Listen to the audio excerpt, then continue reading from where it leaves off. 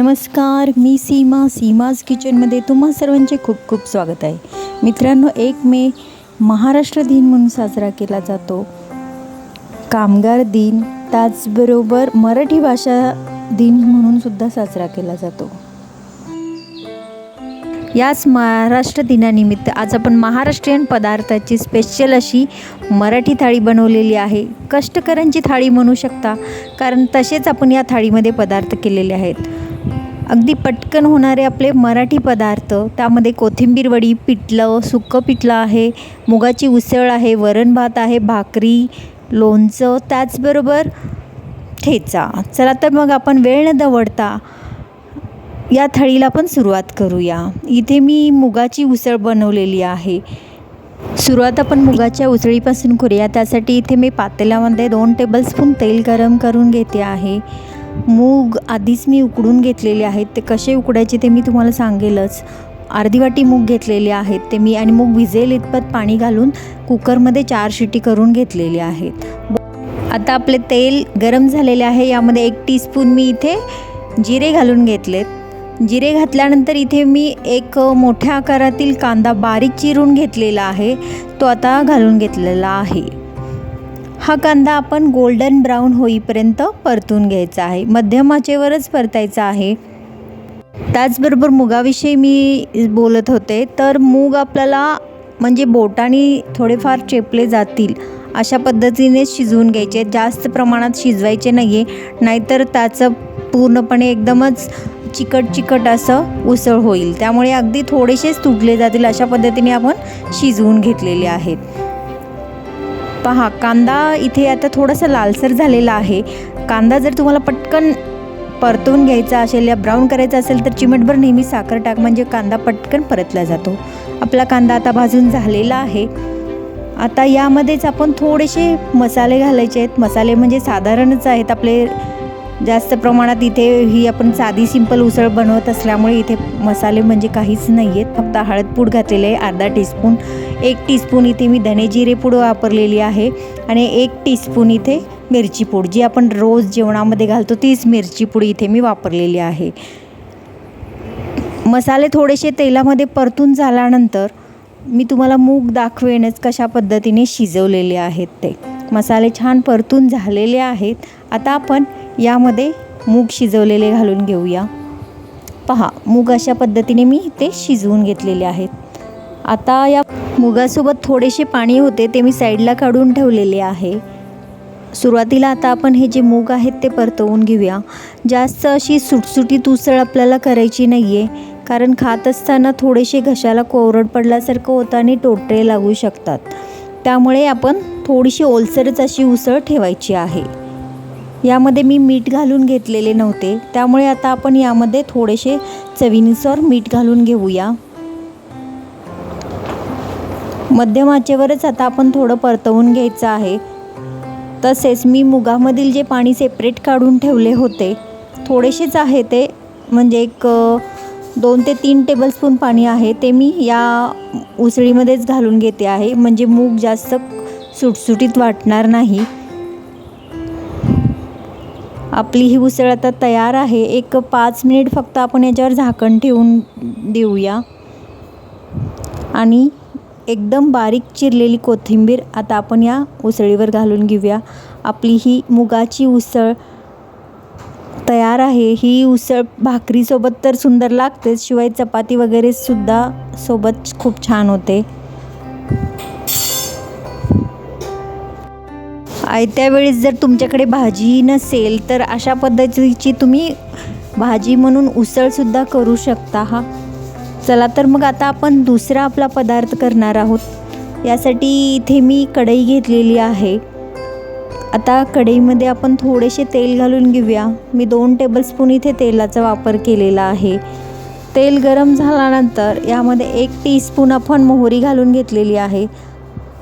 तसेच मोहरी चांगली तडतडल्यानंतर आपण यामध्ये 1 टीस्पून जिरे घातलेले आहेत.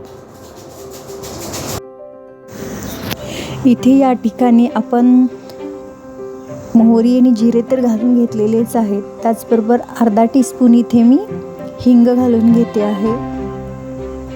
मोहरी आणि जिरे तडतडल्यानंतर आपण यामध्ये कढीपत्ता घालून घ्यायचा आहे.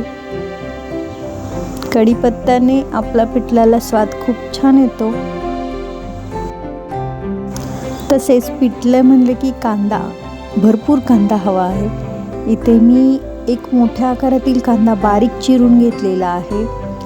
हा कांदा आपल्याला फोडणीमध्ये भाजून घ्यायचा आहे छानपैकी. आणि याच्यामध्येच मी 5 ते 6 हिरव्या मिरच्या घातलेल्या आहेत. मिरच्यासुद्धा फोडणीमध्ये अगदी थोड्याशा खमंग अशा परतून घ्यायच्या आहेत.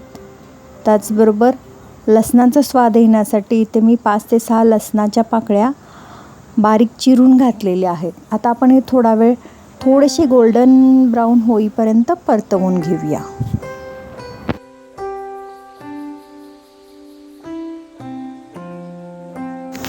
गॅसची आच मी मध्यम आचेवरच ठेवलेली आहे.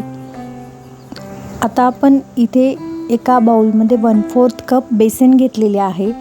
हे बेसन मी सुरुवातीला म्हणजे याची थोडीशी एक पातळसर पेस्ट करून घेते आहे. कारण डायरेक्ट जर आपण बेसन पिठल्यामध्ये टाकलं तर पिठल्यामध्ये गाठी होऊ शकतात. त्यामुळे हे अशा पद्धतीने आपण थोडंसं पेस्ट बनवून घ्यायचे आहे. 1/4 आपला कांदासुद्धा आता भाजून तयार आहे. यामध्ये मी इथे अर्धा टीस्पून हळद पावडर घालून घेतलेली आहे आणि अर्धा टीस्पून इथे मी धने जिरे पूड वापरलेली आहे. हे तेलामध्ये परतवून घ्यायचं आहे. आता आपल्याला सुक्कं पिठलं बनवायचं असल्यामुळे इथे आपल्याला जास्त पाण्याचा वापर करायचा नाही आहे. त्यामुळे इथे मी जवळपास 1/4 कप पाणी घालून घेणार आहे फक्त. पहा, मी याच्या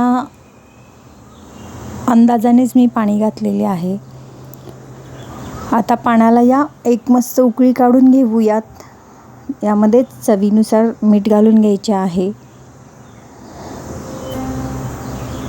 यातील पाण्याला आता उकळी आलेली आहे. जे आपण बेसनचे मिश्रण तयार करून घेतलेले आहे ते आपण घालून घेऊया. गॅसची आच मध्यम आचेवरच ठेवायचं आहे आणि एकसारखे आपल्याला हे हलवून घ्यायचं आहे. म्हणजे जोपर्यंत पिठल्याला आपला घट्टपणा येत नाही आहे तोपर्यंत आपण हे पिठले हलवत राहायचं आहे. आणि याच्यातील ज्या काही गाठी थोड्याफार झालेल्या असतील त्या आपण मोडून घ्यायच्या आहेत.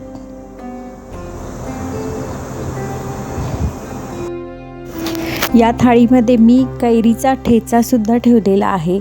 याची रेसिपी मी ऑलरेडी अपलोड केलेली आहे. त्याची लिंक मी तुमच्यासोबत शेअर करते आहे. तसेच शेंगदाण्याची चटणीसुद्धा आहे, त्याची लिंकसुद्धा शेअर करते आहे. ती तुम्ही जरूर पहा. आपले हे जे पिठले आहे ते घट्ट होत आलेले आहे. यामध्येच मी बारीक चिरलेली कोथिंबीर घालून घेतलेली आहे. आता आपण याच्यावर थोडा वेळ झाकण ठेवून देऊया. म्हणजे पिठले छान मुरले जाईल. पिठाचा जो कच्चापणा आहे तो पूर्णपणे निघून जाईल.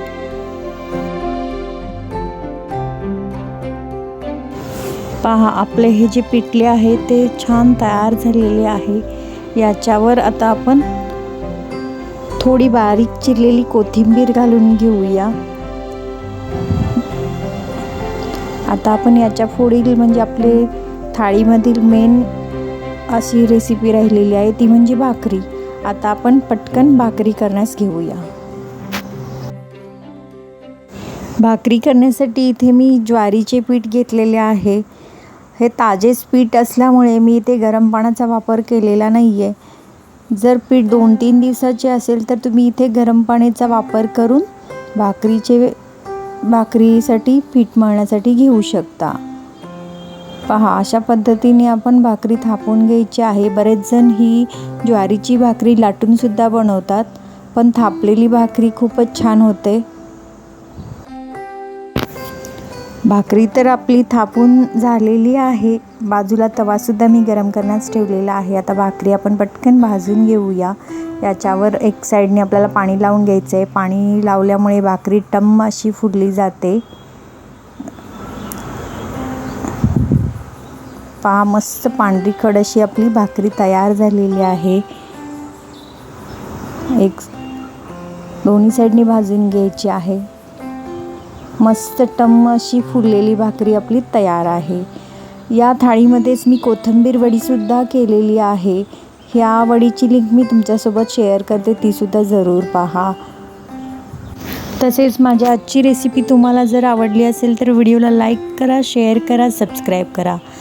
आपण पुन्हा भेटूया अशाच नवीन रेसिपीसोबत. तोपर्यंत स्वस्त खा, मस्त रहा, नेहमीच आनंदी रहा. सर्वांना महाराष्ट्र दिनाच्या खूप खूप शुभेच्छा. धन्यवाद.